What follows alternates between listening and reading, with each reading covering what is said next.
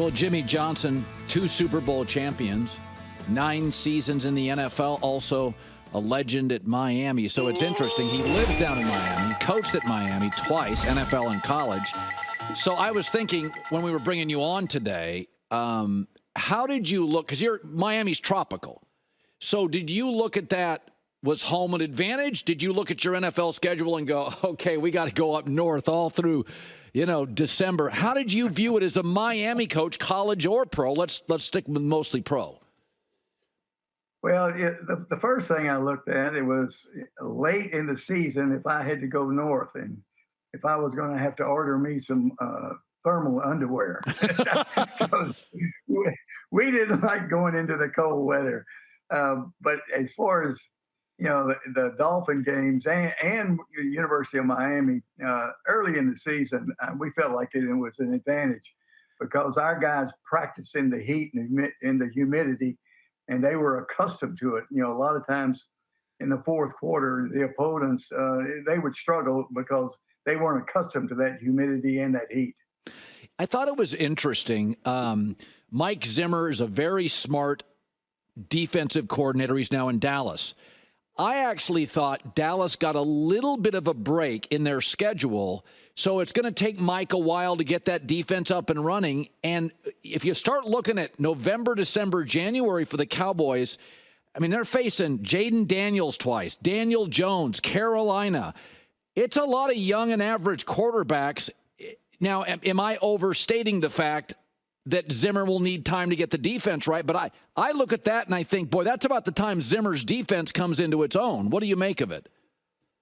Yeah, I think that could be an advantage if they are still confident and if they're healthy going into the last part of their season.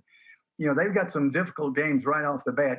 For instance, they go up to Cleveland, a great defense. They're going to have a young offensive line that's going to struggle against, that pass rush of Cleveland. Then the third week, they've got Baltimore, a physical football team.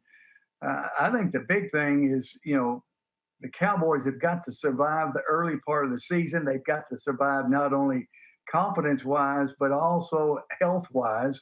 And if they do that, they can finish strong. Yeah. So I actually thought, the NFL is strategic. They got the Kansas City Chiefs on 8 different networks. They know what they want to do. They gave Jim Harbaugh his 2 easiest games to start the season. They want Jimmy to go 2-0. But it's interesting. I watched Chicago and Caleb Williams. And at Fox, we would love for Chicago to be good. It's good for your pregame show. It's good for our ratings. Jimmy, right. That Chicago schedule. Not only do they open with Tennessee, they don't play a top 10 defense until week 11. Jimmy, they don't play the Packers, Lions, or Vikings, a divisional game, until week 11. I looked at that and I thought, man, that's a little bit of a break. They're not on national TV much early. I kind of thought, did you like to have your divisional games early or late if you have a young quarterback? Well, with the young quarterback, you'd like to have him late because with Caleb Williams, he's going to be a player that is going to make some spectacular plays because, he's that talented. But by the same token, he's a rookie. And he's got a good supporting cast. I think they've got a good football team around him. If they can have some success early, he could come on strong there at the end of the season when they have to play those division games.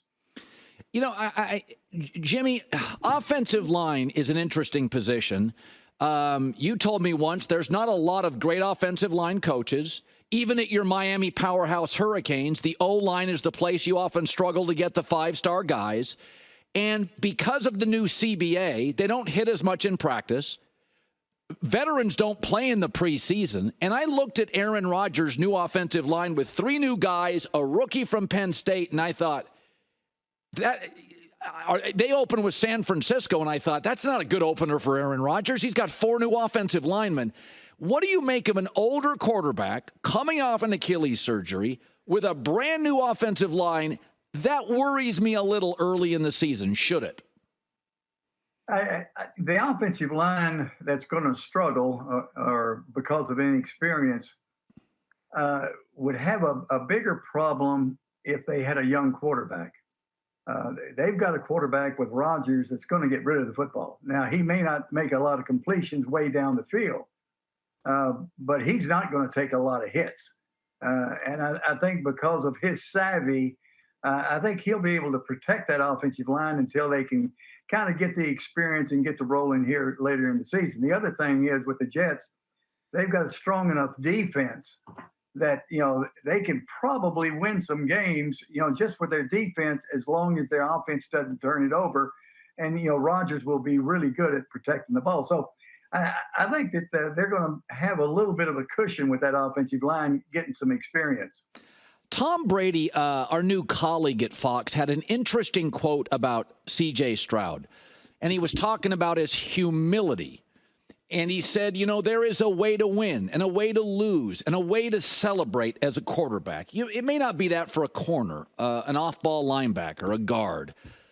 But quarterback is different. I mean, I watched the old films with Ewan Aikman, and he is a coach on that. When you're got the headset on, he's back there coaching. And I want you to address that, because I've been saying this for years. It does bother me if I see ego, if I see you're on 12 commercials before you've done anything. But if you say that to fans, they don't want to hear it. How did you view it? Yeah, you like for the quarterback to be one of the guys. Troy's best friends was the offensive line. That's who he hung out with. In fact, his best friend was probably the deep snapper, an offensive lineman, Dale Hellestrate. So they created a bond. The main thing, you're going to go through some adversity, and so you want the entire team, to be backing your quarterback and liking your quarterback, rather than being somewhat jealous of him doing a bunch of commercials and having a bunch of comments that might offend them. Right. So, the quarterback's got to be one of the guys, but the main thing is they've got to respect him, and he's got to have credibility with that group. You don't want them being jealous of him, and you don't want them not liking him. Right. Finally, there's the question about Tua, and I really like him. I think he reminds me of Dak. He says the right stuff. He's respectful. I think the players like him. He's a good kid. He works hard.